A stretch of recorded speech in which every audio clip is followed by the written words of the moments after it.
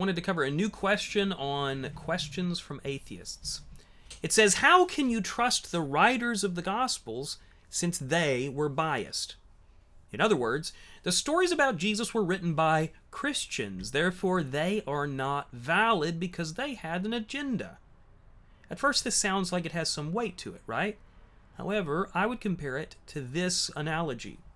All biographers that have written about Abraham Lincoln were Americans, so they are biased. Therefore, they must not be trusted. Put another way, all the books written about Abraham Lincoln were people who had an American agenda, so we can't trust them. But that does beg the question, who then could we trust?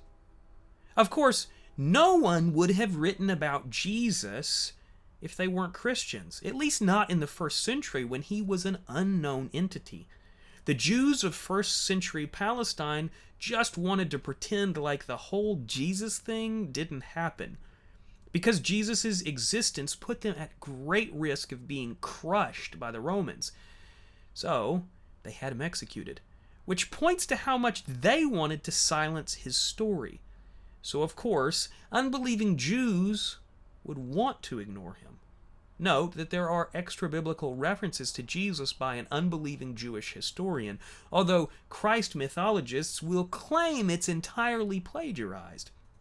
It's like saying, I can't believe the stories you tell about your late father because you're his son.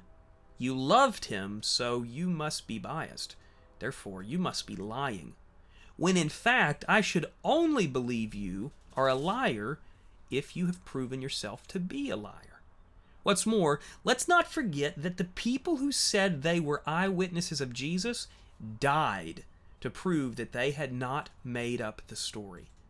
Those of the Christ myth camp will claim these church history documents are forgeries as well. Did early believers have an agenda? Yes, of course they did. That does not mean that they were liars. They died to prove they weren't. Thanks for watching.